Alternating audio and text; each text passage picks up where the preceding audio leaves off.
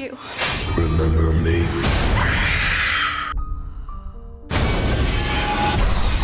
दोस्तों, इस फिल्म में हम देखेंगे कि कैसे कुछ दोस्त एक ही डरावना सपना देखते हैं। वो उनके सपने में जो होता है उनके साथ हकीकत में होने लगता है। दोस्तों, फिल्म शुरू होती है और हमें एक लड़के को दिखाया जाता है जिसका नाम डीन है। वो एक होटल में उदास बैठा होता है और उसकी हालत भी खराब होती है क्योंकि वह कई रातों से सोया नहीं था। इसका कारण यह था कि जब वह सोता था तो उसे एक बुरा सपना आता था जिसमें उसे एक आदमी मारने की कोशिश करता है, इसलिए वह सोने से डरता था। वह रेस्टोरेंट में बैठे बैठे सो जाता है जिसके कारण उसकी वहीं आंख लग जाती है और सपने में वह किचन की ओर जाता है। तभी वह जलती हुई आग को भी देखता है और एक आदमी जिसका शव जला दिया जाता है। उसका हाथ एक ब्रेड वाली माली के दस्ताने से ढका हुआ है। उसका नाम फ्रेडी है जो इस लड़के को सपने में डराता था और वह उस लड़के पर भी हमला करने वाला था और वह आदमी अपने हाथ में ब्लड वाले दस्ताने पहने हुए था। तभी वह उस पर अटैक करने की कोशिश करता है। तभी वह लड़का अपने हाथ से अपना मुंह ढक लेता है, इसलिए उसका हाथ ब्लेड से घायल हो जाता है। तभी अचानक वह जाग जाता है और तुरंत अपने हाथ देखता है। उसका हाथ वास्तव में ही घायल हो गया था और खून बह रहा था। वह हाथ से खून साफ करने लगता है। तभी रेस्टोरेंट में उसकी दोस्त क्रिश भी पहुंच जाती है और वह गोरे बालों वाली लड़की है।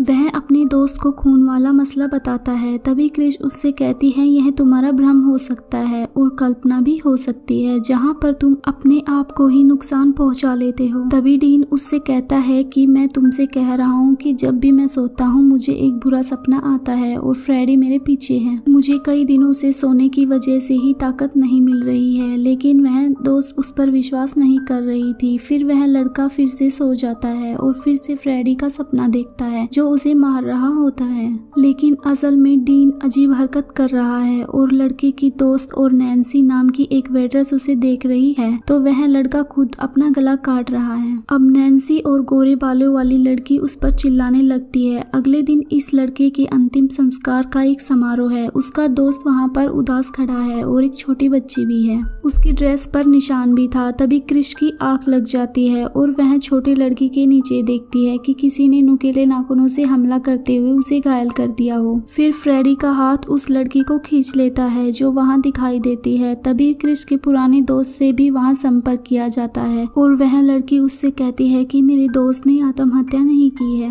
बल्कि किसी ने उसे मार डाला है। वह मुझे कहता था लेकिन उस समय मुझे उनकी कहानी पर विश्वास नहीं हुआ। मैंने देखा है और यह सिर्फ सनकी नहीं हो सकता। नैन्सी उस लड़के की क्लासमेट थी और वह जानती थी कि उसे शुरू से ही बुरे सपने आते थे, लेकिन उसे बोलने का मौका नहीं दिया गया। अब उस लड़के की मौत के बाद अजीब घटना होने लगती थी। तभी नैन्सी को भी यह सपने आने लगे थे और उधर डीन की मौत के बाद क्रिश को भी रात को वही भयानक सपने आने लगते हैं। वह उसके सपने का हिस्सा बन गई थी क्योंकि वह उसे सपने में आकर पूरी रात सोने नहीं देता था। लेकिन एक दिन वह लड़की अपनी क्लास में सो जाती है और फ्रेडी से मिलती है तो पूरी क्लास में पानी भर जाता है और अंधेरे में गिर जाती है। फिर सामने से फ्रेडी दिखाई देता है जिसके पास लंबे नाखून होते हैं। वह उसके बगल में आते हुए क्रिश के बाल काट देता है। वह लड़की चिल्लाती है और इसके साथ वह जाग जाती है। उसके सभी क्लासमेट चौंक जाते हैं। हालांकि इसके साथ क्या हुआ है उन्हें पता भी नहीं होता। जब वह लड़की उन्हें अपनी किताब देती है तो उसे कटे हुए बाल सच में वहीं पड़े दिखाई देते हैं। लेकिन यह हादसा यहीं नहीं रुका था। उसे धीरे धीरे और बुरे सपने आने लगते हैं। फ्रेडी हमेशा उसे डराता था। वह एक दिन बहुत ज्यादा घबरा जाती है। उसका पुराना दोस्त जैसे ही उससे मिलने आता है वह उसे कहता है कि मुझे अजीब फील हो रहा है जिसमें फ्रेडी मुझे मारने की कोशिश कर रहा है। अब इन लोगों को कुछ समझ में नहीं आ रहा था कि यह सब क्या हो रहा है। वे दोनों तय करते हैं कि वे आज रात साथ रहेंगे क्योंकि दोनों बहुत डरे हुए थे। तभी वो साथ में सो जाते हैं। वो लड़की सोकर सपने में देखती है कि उसके कुत्ते को फ्रेडी ने मार दिया है। वह जागती है लेकिन वह भी असली दुनिया में नहीं थी। इसका मतलब यह है कि वह सपना देख रही थी कि उसके कुत्ते को किसी ने मार दिया है। वह सपना देख रही है कि कि जैसे फ्रेडी उसके बगल में लेटा हुआ है।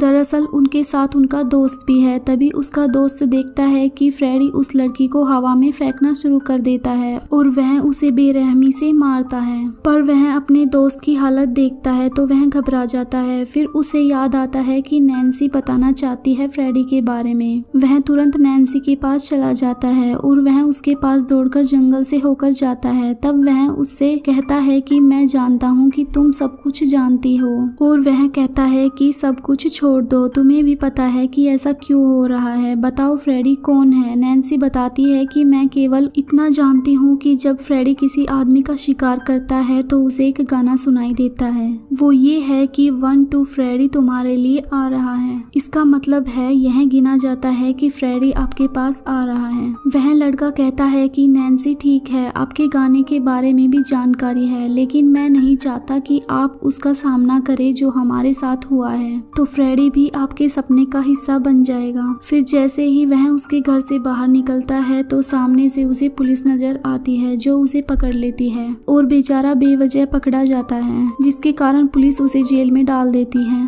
तभी पुलिस उसे जेल में ले जाती है और जेल में बैठे बैठे जैसे ही उसकी आंख लगती है वह वहाँ फिर से फ्रेडी को देखता है और फ्रेडी उसकी जान लेने ही वाला होता है। तभी वह अपने आप को एक फैक्ट्री में पाता है। तभी हम देखते हैं कि उस फैक्ट्री में उसके फ्रेंड्स की सभी डेड बॉडी होती है क्योंकि उन्हें फ्रेडी द्वारा बहुत बुरे तरीके से मारा होता है। तभी उसके पीछे से फ्रेडी आ जाता है और उसकी भी जान ले लेता है और रियल लाइफ में भी जेल के अंदर बैठे बैठे जैसे की मौत हो जाती है। तभी हम एक होटल में नैन्सी और उसके फ्रेंड क्लिंटन को भी देखते हैं। वह नैन्सी से कहता है कि मुझे भी बुरे सपने आ रहे हैं और यह मेरे लिए कुछ भी नहीं बल्कि सिर्फ बुरे सपने हैं। यह वास्तविक जीवन में नहीं हुआ जो मैंने सपने में देखा था, इसलिए मुझे इस पर विश्वास नहीं है कि फ्रेडी सब लोगों को मारता है। यह सब बकवास है और ये सिर्फ तुम्हारी कल्पनाएं हैं। तभी क्लिंटन, जब मुझे ज्यादा डर लगता है तो मैं दवा की खुराक लेता हूँ कि मुझे नींद न आए, लेकिन नींद से बचने के लिए समय कैसे निकाला जाएगा। दरअसल वह नैन्सी को समझाने की कोशिश कर रहा है, लेकिन नैन्सी कहती है तुम्हें कोई जानकारी नहीं है। बाद में वह अपने घर लौट जाती है और वह रात को नहा रही होती है। वह सो जाती है, लेकिन उसने अपने बचाव के लिए अपने मोबाइल फोन में अलार्म लगा दिया था, जो कि वह जानती थी कि अगर उसने अलार्म सेट नहीं किया तो वह उसे मार डालेगा। वह लंबे समय तक नहीं सो सकती है। आगे वह सपने में खुद को एक स्कूल में देखती है। वहाँ फ्रेडी भी है जो उसे मारने जा रहा है कि तभी उसका फोन अलार्म बजता है और वह अपने टाइम के अनुसार जाग जाती है और उनसे पूछती है कि मुझे रात में स्कूल क्यों दिखाई देता है और वहाँ के सपने भी क्यों आते हैं। तभी उसकी माँ कहती है कि यह जरूर तुम्हारे ना सोने की वजह से बीमारी बन गई है और तुम्हें इस वक्त चिंता किए बिना सो जाना चाहिए। नैन्सी पूछती है कि तुम सब लोग ऐसा क्यों सोचते हो और वह वापस लौट आती है। वह कुछ खोजने लगती है कि तभी उसे एक पुरानी तस्वीर मिलती है। वह तस्वीर उसके बचपन की होती है। उसके साथ उसके क्लास के साथी भी थे। वह देखती है कि उसके साथियों की हत्या कर दी गई है और उनका हत्यारा कोई और नहीं बल्कि फ्रेडी है। तब उसकी माँ उसके पास आती है और कहती है कि नैन्सी, अगर आप वाकई जानना चाहती है कि क्या हुआ है तो बात सुनो। नैन्सी की माँ ने उसे बताया कि मैंने तुम्हें बचपन में एक स्कूल में भर्ती कराया था जहाँ और छोटे और प्यारे बच्चे भी थे। उस स्कूल का एक माली था, वह सभी बच्चों से बहुत प्यार करता था। तभी सब माता पिता शक करने लगते हैं कि वह तुम सबसे इतना प्यार क्यों करता है। तब हमें पता चला कि उसके विचार सस्ते थे, इसलिए हम अपने सभी बच्चों को वहाँ से दूर रखते थे और हम उसे पकड़ना चाहते थे। उसका नाम फ्रेड था, जबकि उसे फ्रेडी नाम से भी पुकारा जाता था, लेकिन हम उसे पकड़ने में सफल होने से पहले ही वह भाग गया और उसे किसी ने भी नहीं देखा। नैन्सी पूछती है कि माँ, क्या वह बदला तो नहीं ले रहा है? इस तस्वीर को देखो, इस फोटो में मेरे सभी क्लास फेलो मारे गए हैं। नैन्सी को अपने अन्य दोस्तों के साथ खोज और संपर्क करने का पता चलता है कि तब वह जानती है कि वे भी जीवित नहीं रहे हैं। अब जीवित क्लासमेट में नैन्सी और उसके करीबी दोस्त क्लिंटन है। इन कहानियों पर कौन भरोसा नहीं करता है। अब नैन्सी को क्लिंटन तैरते हुए दिखाई देता है, लेकिन कई दिनों से न सोने के कारण वह वहीं सो जाता है क्योंकि स्विमिंग पूल ठंडा होता है। वह इस समय उसी का सामना करेगा जो दूसरे लोग झेल रहे थे। वह उस कारखाने में पहुंचता है जहां पर उन लोगों के शव देखे गए थे। वहां भी वह पानी में होता है। उसने देखा कि बहुत सारे लोग फ्रेडी का पीछा कर रहे हैं। फिर फ्रेडी एक फैक्ट्री में पहुंचता है, लेकिन सभी लोग जो उन बच्चों के माता पिता हैं वे कारखाने को जला देते हैं। उसमें फ्रेडी को बंद कर देते हैं और फ्रेडी जिंदा जल जाता है। लेकिन नैन्सी का दोस्त हमें यहाँ जगाता है। वह बहुत डरा हुआ था। वह अपने पिता से भी जानना चाहता है कि असल मामला क्या था। वह तुरंत नैन्सी के पास दौड़ता है। फिर नैन्सी और उसकी सहेली ने प्लान बनाया कि वो दूसरों को बचाने की हिम्मत नहीं जुटा पाएंगे, लेकिन वे खुद को बचाने के लिए वापस स्कूल जाएंगे और इसे सुलझा लेंगे। नैन्सी की सहेली रास्ते में कहती है कि मुझे दवा की एक खुराक चाहिए। वह दवा की एक खुराक लेने के लिए दुकान पर जाता है। जब बहुत समय बीत जाता है तो नैन्सी उसे उस दुकान में ले जाती है जहां रोशनी कम होने लगती है और अंधेरा छा जाता है। ठीक उसी तरह जैसे नैन्सी सपने में देखती है, वह यह नहीं समझ पाती कि यह सपना है या रियलिटी है। यह बिना किसी संदेह के एक सपना है क्योंकि फ्रेडी सपने में आ रहा है। फ्रेडी नैन्सी पर हमला करने के लिए आगे बढ़ता है और उसके हाथ को भी घायल कर देता है, लेकिन नैन्सी ने उसकी शर्ट फाड़ दी और उसके हाथ में शर्ट का एक टुकड़ा आ जाता है। फिर वह असली दुनिया में वापस आ जाती है। उसके दोस्त ने उसे वापस आकर उसे होश में लाया। अब वे दोनों अपने बचपन के स्कूल के दिनों में एक साथ पहुंचते हैं। वहां उन बच्चों की चीजें भी होती है जहां पर फ्रेडी द्वारा उन्हें मार दिया गया होता है। नैन्सी अपने दोस्त से कहती है इससे पहले कि वह हमें इन्फेक्ट करे हम उसे मार डालेंगे,